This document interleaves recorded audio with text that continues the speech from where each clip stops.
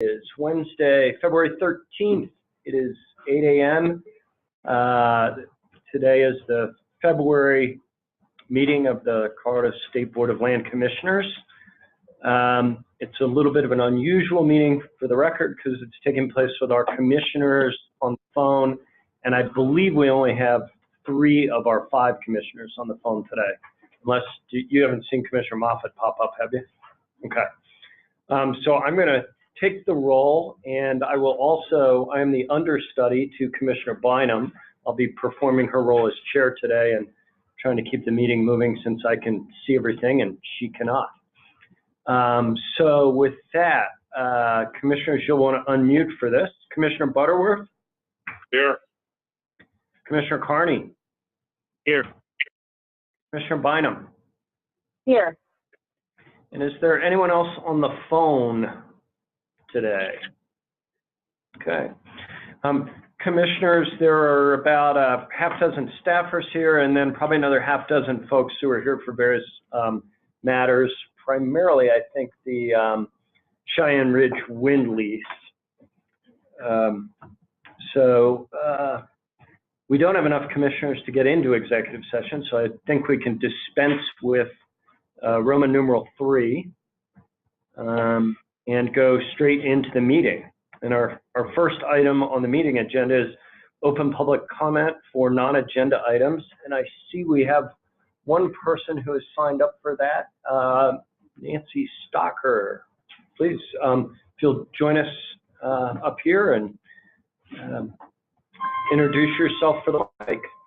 Hi, I'm Nancy Stocker, and today I'm representing the Audubon, Colorado Council.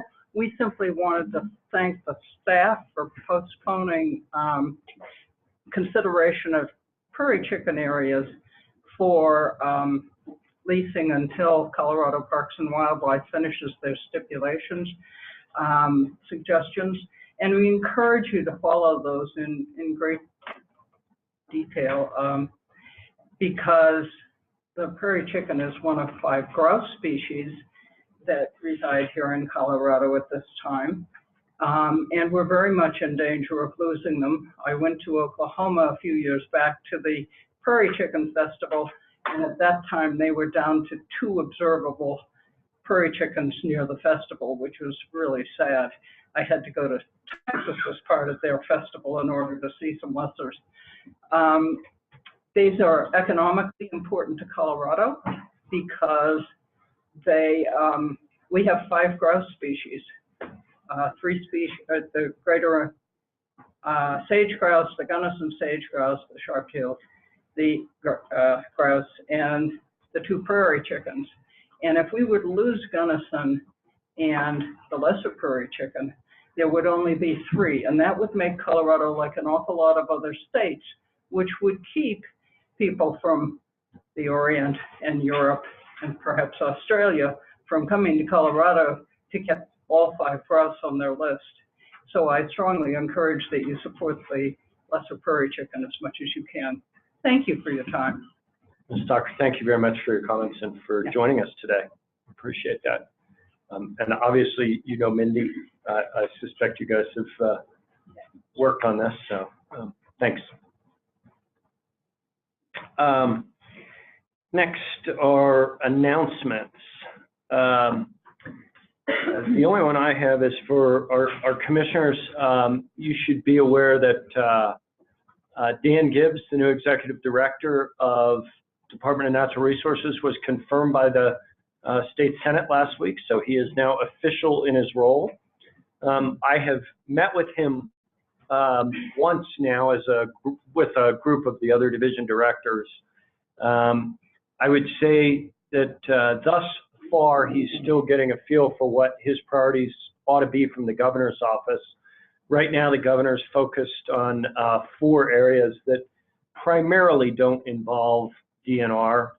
Those are full-day kindergarten, lower cost health care, a tax refund for a lot of the citizens, and 4th is conversion of the state to all renewable energy by 2040. I did get the opportunity to mention that the land board should you approve the Cheyenne Ridge lease today, the wind production lease, the land board will now have about 5% of the state's installed capacity for renewables between wind and solar. So we're certainly aligned with the governor's effort toward renewables. That's the only announcement I have. Do you guys, Greg or Nick or Ed, what did I miss? Anything? So, commissioners, anything from you all? No. Not me, no. Okay. So hearing nothing, item C is the Department of Natural Resources Executive Director's report. We don't have anyone here from DNR. I've invited Dan Gibbs to our March meeting, so I hope that he will be joining us on Thursday, March 14th, so you all can meet him and hear what he has to say directly. Item 4D is information items, and we'll start with tab 1. That's the staff report. I think it's a pretty thorough and lengthy one. Maybe the best thing for me to do is ask you all if you had any questions. Can you talk, this is Commissioner Butterworth, can you talk a little bit more about CPW's effort to add to the program and sort of where we are in terms of our initial attitude? Sure. I'm going to ask Greg Okish to take that. This is Greg. Gary, can you hear me? Yep. Okay. We have had 2 or 3 conversations with CPW about this going back to last year when their funding bill passed. We are interested. We've spoken with, we went out and met with CCA, Colorado Cattlemen's, to find out how their members might feel about it, because primarily this would be on land already leased for agriculture. They were not necessarily opposed. We have scheduled one of our regular agricultural industry roundtables for March, and we're going to bring it up with that group. In the meantime, CPW is sort of looking at our maps that we've provided them to see what they might be interested in. Is that? Sure.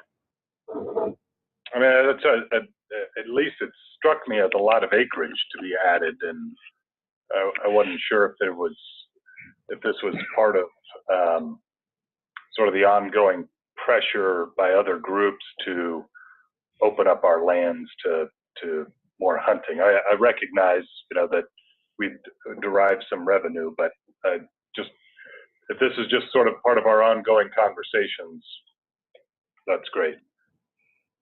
I think it's mostly that. I think in the background we realize or recognize that there still is some interest by sportsmen's groups, some lobbying that potentially, all or much more state trust land should be opened up, and potentially at no cost to sportsmen. So I think this maybe has the side benefit if they see, if they derive benefit from us opening up some more land in partnership with CPW, it may alleviate some of their concerns. I think that would be a good thing. Yeah. Okay, thanks. Other questions on the staff report?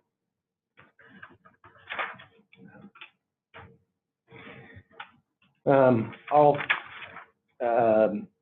call your attention, commissioners, to page 6, where Kristen's talking about communications and outreach, and you will note at the top of that page that the State Board of Ed has, we met with them, then we met with a couple of their members individually, and they have decided to take up a resolution that supports our efforts to continue to grow the trust. I think, what did we officially call this, Krista? Grow the school trust. We're focused on the positive. We took away the stop the shrinking trust.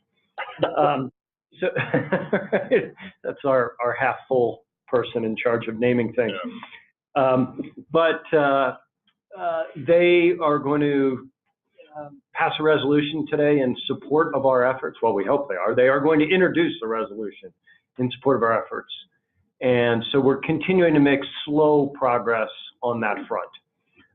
I don't know if that will result in a bill for us this year, but we're certainly going to try. The other legislative piece, as long as we're on that topic, is the Permanent Fund Investment Board. We're going to run a bill to do some cleanup to that statute, and the Joint Budget Committee has agreed to run that bill for us. And I've seen a early version of a bill draft, and DNR was able to make some comments, and I hope that that will get introduced during the next week or two by the Joint Budget Committee. So that's the status of that. Other questions, comments, concerns about the staff report? Okay. Moving along then, we'll get to tab 2, which is the second information item, and that's our finance update. And Nick Massey is here to walk you through that. Good morning, everyone. Hopefully you can hear me well.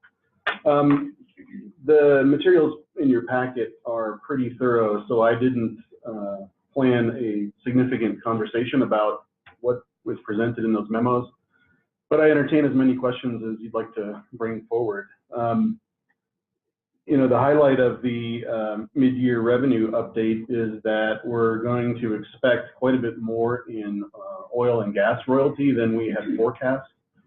Our initial model had us at a moderate production rate of about 1 million barrels of oil from state trust lands this year, and we got about 70% of that production in the first 2 quarters of the year. So annualizing out that rate of royalty receipt, it pushed our oil royalty up by about 15%. The interesting thing is that even though our annual forecasts each fall have been somewhat conservative and showing us at some point seeing a decline in revenues year over year, this year we expect we'll be ending really close to where we ended last year on total revenue.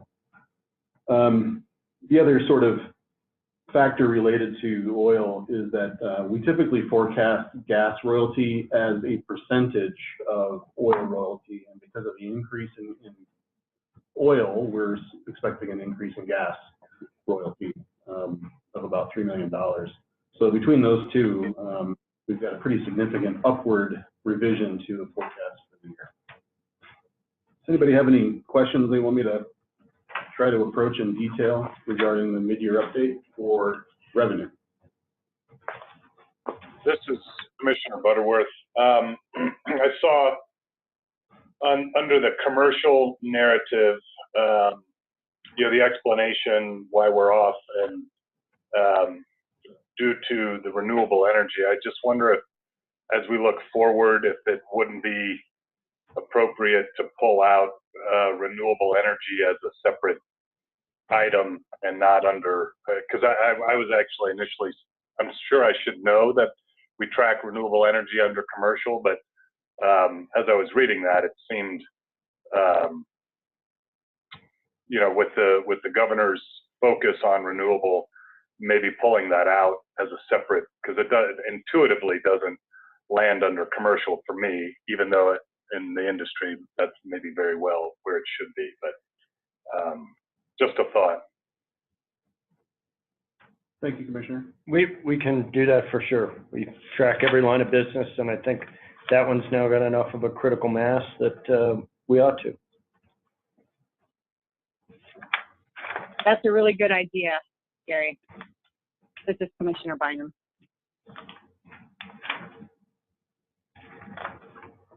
Okay. Want to move on to the expenses? Hearing no other questions, provided in that financial update tab is also an update on where we expect to end the year in terms of our expense budget.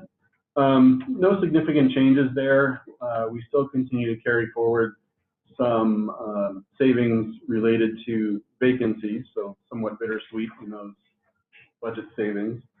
And then there's some minor adjustments to some of the line items that relate to some operating costs, and we've got an increase related to hiring a consultant for the strategic planning process, and some other really fairly typical adjustments that happen through the year. Just wanting to give the commissioners a fairly detailed look at what's going on with program costs. But I don't have any surprises to call forward, but I would welcome any questions on that section too. I'm good. I don't have any questions either. Okay. Let me just say one thing. As part of that financial update section, I included my IND update for the month, but because we have that as an agenda item later related to some IND conversation, I'm going to skip that for now. So Nick, if I can summarize, revenues up, expenses on budget, things good. Things good. Okay. 6 words. Great.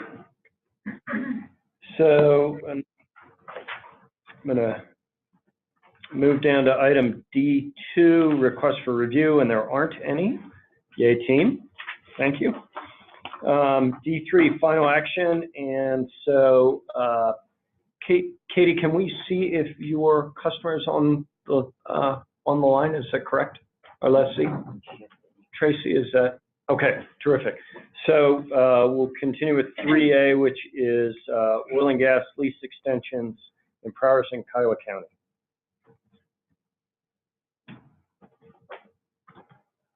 Good morning, everybody. Good morning, commissioners on the phone. Can everybody see the slide since it's the first time it's changed? Yes. Yes. Yep. Yes. All right, terrific. Katie Stitt, oil and gas specialist, and this morning I'll be discussing a 10th-year lease extension on 3 leases. This is a final action item. We'll go over some background related to these leases and why we're here, and go through the staff formulation and our recommendation, and provide time at the end for questions. Our lessee, which is Energy Investment Partners, the president of Energy Investment Partners is joining us via phone. He's in sunny Texas. So Mr. Bob Flournoy will be available to answer any questions that you may have as well. To kind of orient where we are, I am sitting in Denver. Everyone else is sitting elsewhere. But we're going to be talking about some properties that are located in our Southeast District, which is in the lower right corner. And these 3 leases straddle the Prowers and Kiowa County line. To kind of zoom in some more as where we're talking about, these 3 leases are located right next to each other. This map, shows where we own properties nearby. The blue hashes are where we own surface and minerals, and then we also own just minerals right here adjacent. We do own the surface on lease 107915, but the other we own the minerals. So this area plays a role as to why we are recommending this 10th-year extension. We are discussing this with you today because, as you recall, this might sound very familiar. Our lessee came in front of you last year to request a 9th-year extension. We modified our board policy back in 2017 that required any extension request beyond that 6th year to come to the board to be approved. Previously, staff had granted the 6th, 7th, and 8th year extensions for these leases. So the question may come about, why is this taking a little bit longer to get into development? This map is showing the oil and gas basins in Colorado. We are probably most familiar with all the activity that goes on in the Denver DJ Basin, which is the basin up in the upper right corner of your map. But we are going to be talking about an area that's not really in a basin, it's in between 2 basins. It's called the Los Animas Arch. The geology here is a little different, and I am not a geologist, so I'm going to use very normal person terms. My understanding is that this geology in this arch is very pocketed. So you could drill a well and have a very successful well and go 500 feet in any direction, and you may suddenly drill nothing but a dry hole. So it's very difficult to identify exactly where the geology is going to pinpoint a successful project. And as such, there hasn't been a lot of modern seismic exploration in this area because it's expensive. And when you don't have a lot of that data, it can be expensive to actually drill a project here. So our lessee has been extremely proactive and communicative with us about what they've been doing to develop these leases. Our lessee has been able to fund additional amounts of this project this year. He recently was able to partner with another oil and gas group that has agreed to fund another 20 to 25% of this project. So right now he's sitting, I think, at about 90% funded, and Bob can correct me if I'm wrong there. We also have been kind of tracking activity in this area. The Las Vegas Arch flows from Colorado, kind of on the southern end of this geologic structure, into Kansas. And there have been several projects that have gone on now in Kansas that are starting to show results. So we're kind of hoping that the success of getting some funding and projects in that basin, in that arch, to show that there is possibility of development may help our lessee successfully fund the rest of this project, get a successful one there, and then that may result in increased leasing for us in that area. So looking at this, staff is recommending that we go ahead and do this 10th-year extension because our lessee is already quite a ways down the road in getting these leases developed. If we were to offer these at auction, we would essentially be starting over. With this extension, we would be recommending that we increase the annual rent per acre. That's a little different than the other extensions we've come to you with, and that's because last year we increased the royalty rate. So this is the last remaining factor that essentially makes this lease at the same economic terms as a lease we would issue at auction today. So their royalty rate is now sitting at 20%. If this is approved, the rental will go to $250. We would be securing a bonus for this extension, and the final figure over on the far right shows you what they'd be paying for each lease at the anniversary date, which is coming up in about 5 days. So with that said, staff is recommending the 10th-year extension, and I'd be happy to answer any questions, or Mr. Flournoy is available to answer any questions as well. Hi, Katie, this is Commissioner Bynum. I think that explanation of bringing the terms in compliance with what our current lease is important, and I appreciate that you did that so that we are making the same money as if we were to put it out to bid currently. So thank you for that explanation. Mm-hmm. This is Commissioner Butterworth. So if the lessee, if I understand, is raising money to be able to go into production, and it's successful, then within this coming year, then he holds the wells by the lease by production as long as it's producing, right? Yes, correct. We wouldn't be, so these extensions are a function of just holding, and now it's a function of we think there's potential, and now he just got to raise the money. So he's got a year to raise the money. Exactly, yes. And if, and maybe this is irrelevant for our decision today, but in a year, would you be inclined to, if he hasn't raised the money, would you be inclined to renew? Or is it just you'd have to evaluate the circumstances and determine if we recommend giving him another year? Exactly. We review all of these when they come in.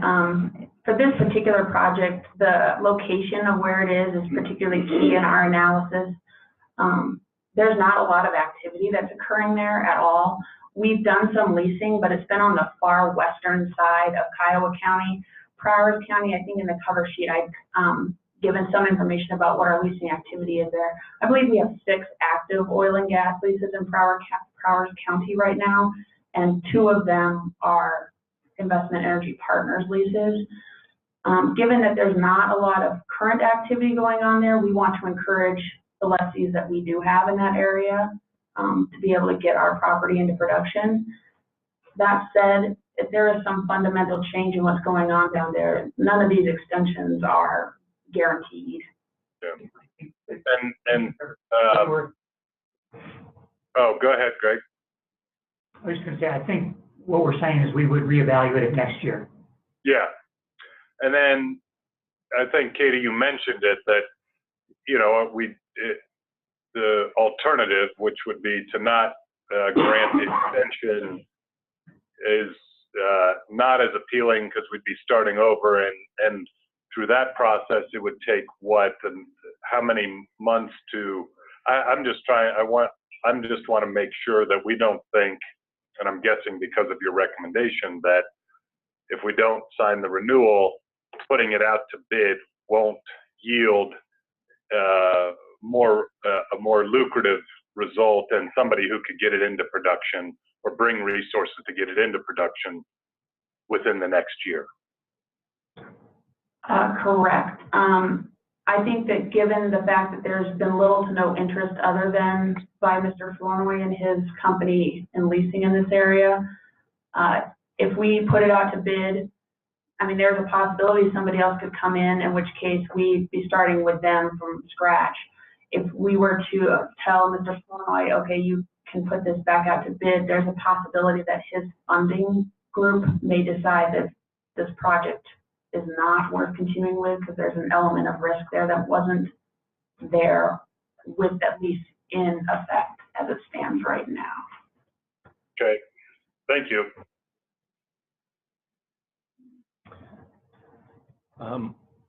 Other questions for Katie and Mr. Flournoy? We can also invite you to comment if you'd like. Well, yes, I'm available for any questions if anyone would like to ask them.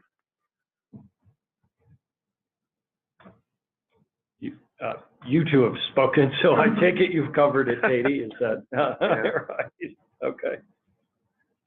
Well, you know, I just like everyone to know that we have, you know, obviously been trying for 9 years. Like Katie says, this is a somewhat dormant, desolate area as far as exploration goes. We sold 55% of this deal the first 5 years, and then we hit a wall because of crude prices, as you know, in 2015. And you know, we struggled before then because it's a lack of recognition in this basin. So you know, last 3 or 4 years have not been favorable for hardly any climate except for, you know, these resource plays. But we have found a potential partner that they like it well enough that they're going to take 25%, and they think that they can bring in some partners to fund the rest. There's no guarantee that that's going to happen, but that's the direction we want to take. And you know, it would, giving us another year would give us that opportunity to work with these folks and bring them into the fold. And you know, if you can see it in your position to grant us this extension, we would be most appreciative. Thank you. This is Commissioner Butterworth. I'd move approval of a 10th-year lease extension for oil and gas leases 107915, 107938, 107939 per the terms in our draft board order. Second. Okay, we've got a motion and a second. Any other discussion? Hearing none, I get a vote. Aye. Aye. Aye. Okay, that's all three commissioners on the phone, so that passes unanimously. Mr. Flournoy, thank you very much for joining us today, and Katie, thank you. Well, and I want to thank you very much, and hopefully we'll make you proud. Make us money, not proud. Okay. Poor choice of words. I didn't want to sound too greedy. We're here for the school children, right? Okay. So, right. You may not know this, but yeah. Thank you very much. Hey, thank you very much. I appreciate it. All right. The next item up for final action are the extension of a couple of existing Investment and Development Fund board orders, and who is taking that? Nick Massey is taking that. Oh, I could have looked over here and seen that. So, Nick, take it away. Hello again, everyone. Making up a whopping 1/3 of the entire packet this month is a request to extend a couple of board orders for IND funds that were initially approved in March of 2017. Our standard conditions on our IND requests have a 2-year expiration. Both of these contain that condition. And both of these projects are in a state where we expect them to complete sometime after the original approval for use of the funds expires. In your packet, you've got the detail on both of the projects, including the original cover sheets from those board orders. And on page 62 of 86 in your packet is a proposed motion for the approval of the extension of the use of these IND funds. So I'd entertain any questions that you might have about what's presented there. If it's related to the projects themselves, I might ask the line of business managers to come to the mic and provide any answers if there are questions. This is Commissioner Butterworth. You're just asking for a 1-year extension as opposed to a 2-year? And in fact, it's just a few months. We're extending the approval through the end of this fiscal year just to keep things tidy on the accounting side. And both projects are expected to complete within that window. This is Assistant Director Greg Okish.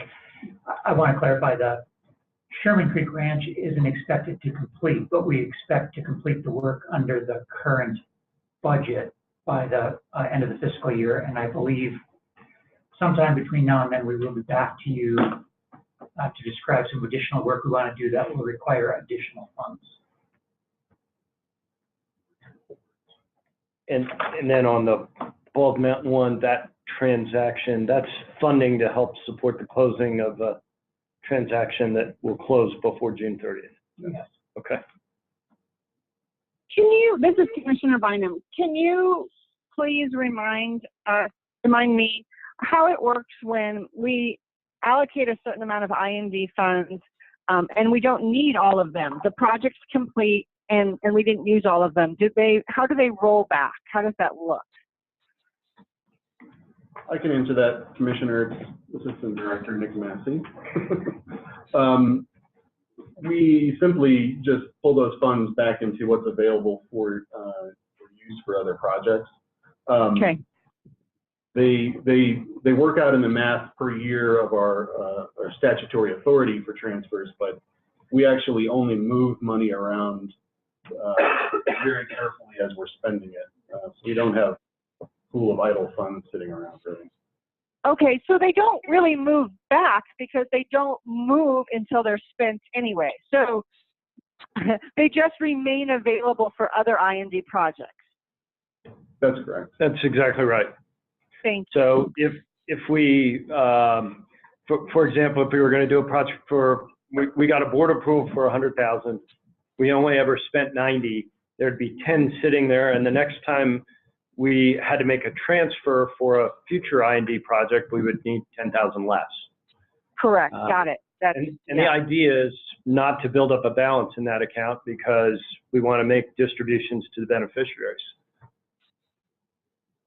Thank you for that reminder of how that works. I appreciate it. That makes sense. Yep. Any other questions on this matter? Hearing none, we'd entertain a motion. This is Commissioner Butterworth. I'd move approval to spend investment and development funds granted by Board Orders 1721 and 1722 through June 30, 2019. I'll second it. Terrific. We've got a proper motion and a second. Any discussion on the motion? Hearing none, take a vote. Aye. Aye. Great. I think I heard all three of you. So the motion passes unanimously.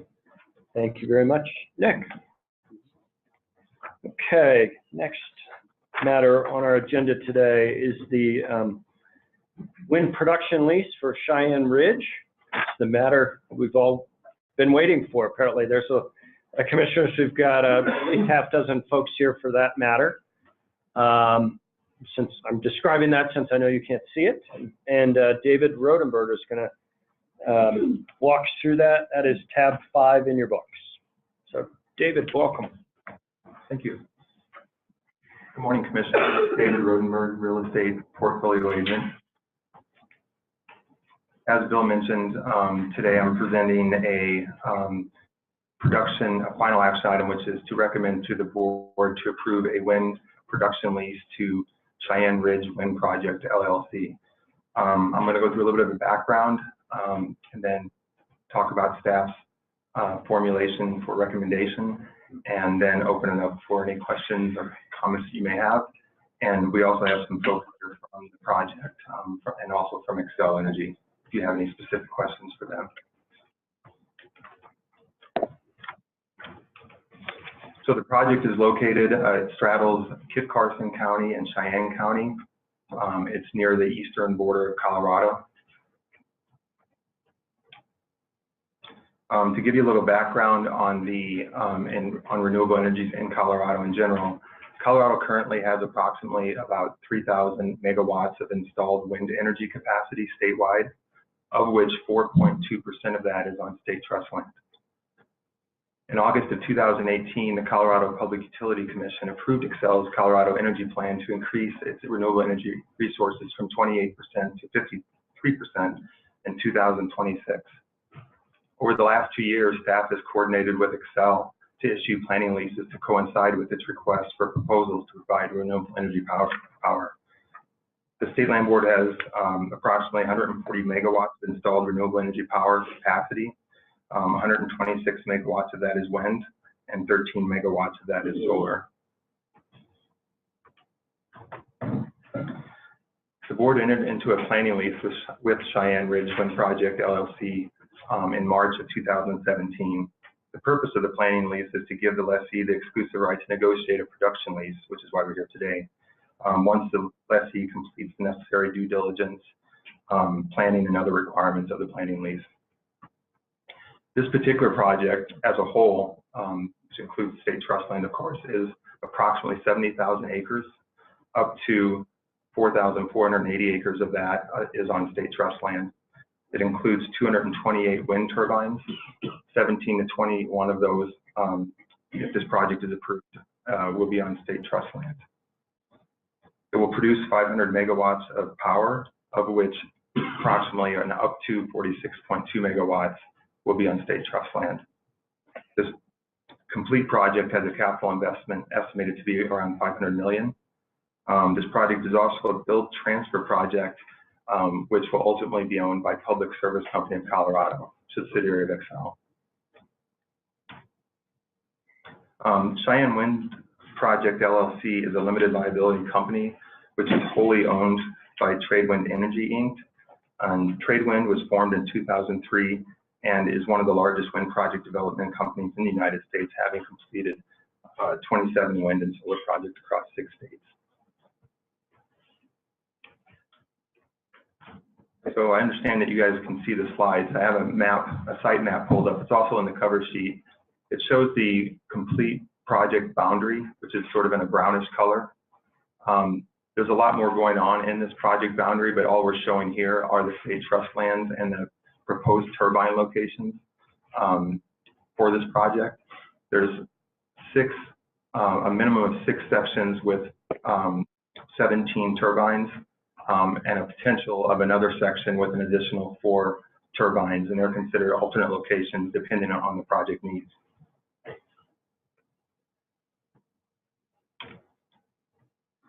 So the proposed terms, the first part of the proposed terms is that this project will cross, as I mentioned, up to 7 sections of state trust land, which will encompass a 40-year production lease and an additional 24-month construction period.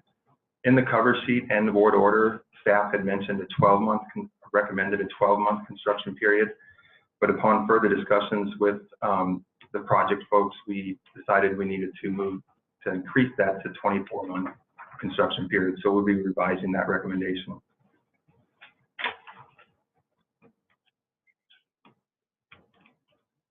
So the project will have up to 21 turbines, as I mentioned, a minimum of 17 turbines in the project, with 4 additional turbines as alternate locations, producing up to 46.2 megawatts.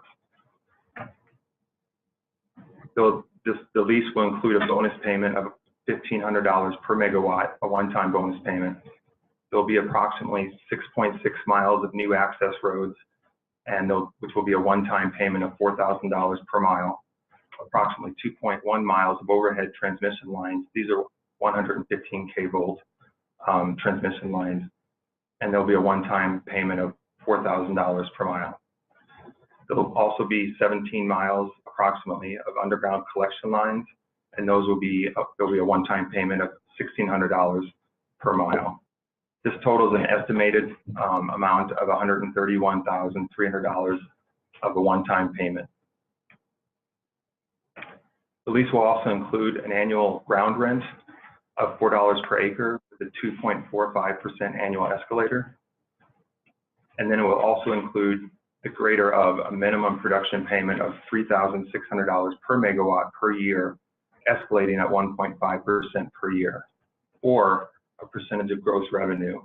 And gross revenue is basically a static amount of $20 per megawatt hour. The variable there is megawatt hour, which may increase or decrease. The board will get from years 1 through 10 at 3% of that gross revenue. 11 through 20, 4%, years 21 through 30, 5%, and years 31 through 46%. Again, it's the greater of the two. Staff estimates that the board will most likely be getting the minimum $3,600 per megawatt per year payment, as opposed to the gross revenue numbers. The board's standard wind energy lease has a most favored nations clause, which guarantees the State Land Board will receive no less than the highest rate offered to other landowners within the same project. So even though the numbers above our market rate, we're guaranteed the higher within that project. This is Commissioner Butterworth. So is CWRP, are they required then to disclose like their negotiations? How would we know if somebody, another landowner they're working with, would have received a better deal? It's a good question. If we could, we do have some members here from Tradewind that could help answer that question. If we want to ask that now or wait till the end of the presentation. We can wait. Yeah. So the next slide shows the total one-time estimated payments of $131,300, and then it also shows the ground lease rental revenue over the course of the 40-year period, which will be $1.1 million. The minimum production payment revenue, which would be $9 million, up to $9 million, with a total revenue of $10.3 million.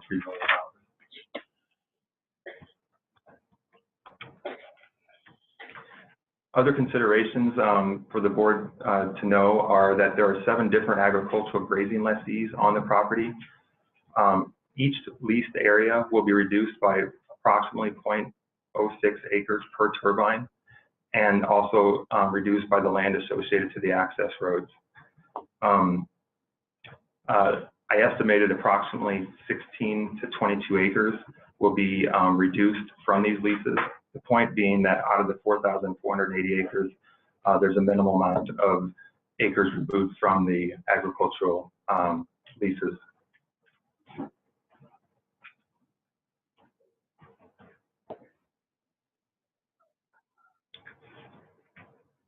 So staff had reached out to during the planning lease phase to the lessees and has not received any comments in opposition of the project at this point.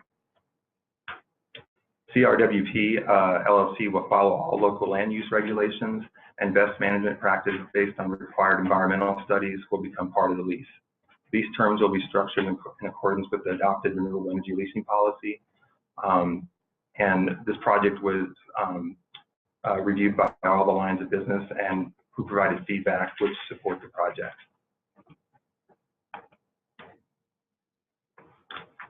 So staff's recommendation is to approve the wind production lease for the Cheyenne Ridge Wind Project as outlined herein and the draft board order, with the exception of a 24-month construction period as opposed to a 12-month construction period. Staff also recommends to the board to approve the assignment of this lease to Public Service Company of Colorado, a subsidiary of Xcel Energy, at the completion of construction at no additional compensation. And with that, be happy to answer any questions or comments. And again, we have some folks here from Tradewind Energy and Xcel if you have questions for them. Are you going to add on to David's comments, Chris? I am, Commissioner. This is Christopher Smith, Real Estate Section Manager. And Commissioner Butterworth, to answer your question about what we know with the Most Favored Nations clause, our standard renewable energy lease has audit rights in it. So Tradewind will provide us with what is the most favored rates, and we will have the ability to audit that. So, I'd also like to add that coming in March will be a right-of-way. Coming before the board in March will be a right-of-way that's associated with this project, but it's on 3 other sections that's not there. Once Xcel Energy finalizes its alignment for that right-of-way, we'll bring it to the board, which will likely be in March. Commissioners, other questions? Sorry, go ahead. This is Commissioner Carney. I'm assuming that those acres that are lost on the ag lease, they come off those the lessees' acres that they're paying for. Is that correct? Absolutely, yes. Thank you. This Other is Commissioner. questions? Yeah, well, this Sorry. is Commissioner Bynum. Not so much a question, but just an appreciation, because every question I have was answered with the subsequent slides you showed. So I appreciate the good presentation materials this morning. You clearly anticipated our questions, so thank you. Thank you. Commissioners, we've got a bunch of representatives of the lessee here, and one of them is going to join us. If you'll introduce yourself for the record. And I'm Dave Idarola. I'm with Tradewind Energy. Do I need an address? No. Okay. Thank you, commissioners, for allowing us the opportunity to present this today. We appreciate it. This is a project that's been under development for 10 years, similar to the oil and gas lease. So it's finally coming to fruition. I just had a couple of points I wanted to just clarify really quick. On the recommendation formulation slide, there's a note stating 2.1 miles of overhead transmission. And as Chris stated, that is part of our application through the right-of-way. And then one just real quick note is that the deal between Tradewind and Xcel Energy is that Xcel will take ownership of the project prior to construction, not post-construction, which is a little different than what we had talked about with David. So I just wanted to clarify that for you guys. so who actually signs the lease? We will sign the lease and then assign it to Xcel prior to construction, not post-construction. Commissioners, any comments for Mr. Idarola? Well, thank you very much for joining us today. Thank you. There are no other questions. Entertain a motion. This is Commissioner Butterworth.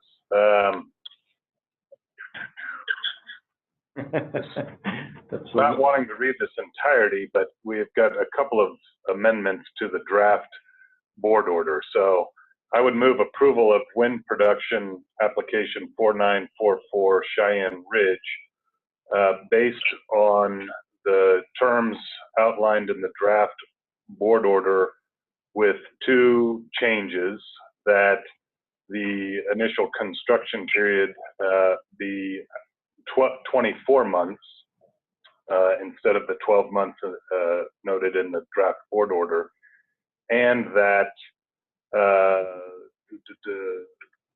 the lessee, Cheyenne Ridge Wind Project, be able to assign the lease in its entirety to Public Service of Colorado, subsidiary of XL Energy, prior to construction and for the entire term of the production lease. Second. Commissioner Moffett would be proud of that, Commissioner Butterworth. Nicely Good done. job. We got a second from Commissioner Carney. Any other comments or discussion? Hearing none, can we get a vote? Aye. Aye. Aye. Terrific. That motion passes unanimously, 3-0. David, thank you. And from our partners out there at TradeWinds and XL, thank you all very much for joining us today. All right. Commissioners, we've only got a couple other matters here. A board leasing agenda, which is tab 6. And Alicia Hawthorne is marching up to the front table to take us through that.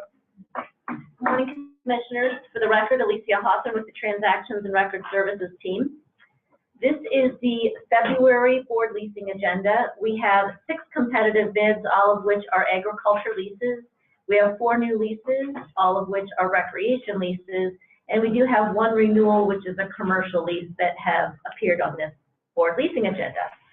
And I would entertain any questions the board members may have on the leases that appear on the report before you.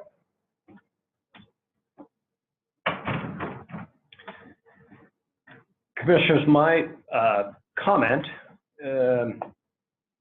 would be to just call your attention to how much the competitive bids exceed the minimums and how we continue to do well when we can get these things out to market and exposed to a broad market. It was stunning to me, the bids that are coming in, both the number of bids and the prices for our land when it's available.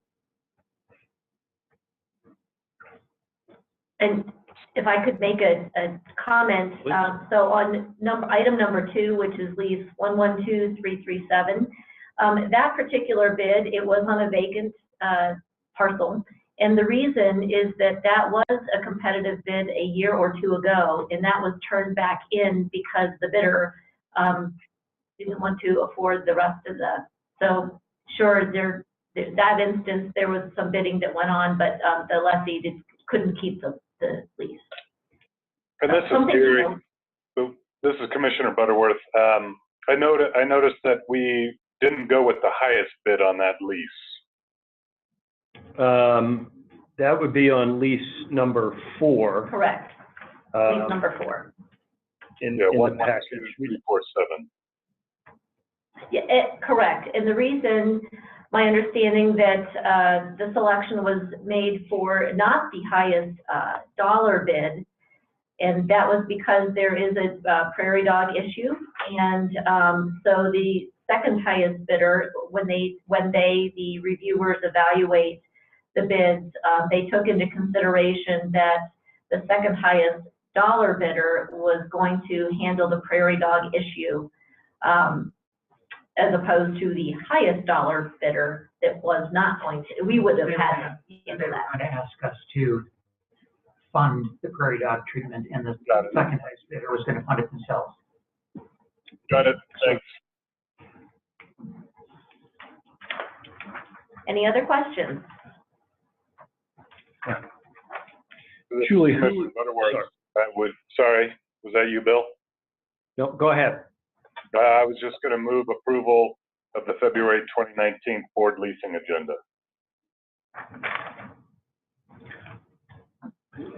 I'll Take it second up. that. Okay. We've got a motion and a second. Any other comments or questions? Hearing none, we'll call for a vote. Aye. Aye. Aye. Terrific. That passes unanimously, 3-0. Thank you.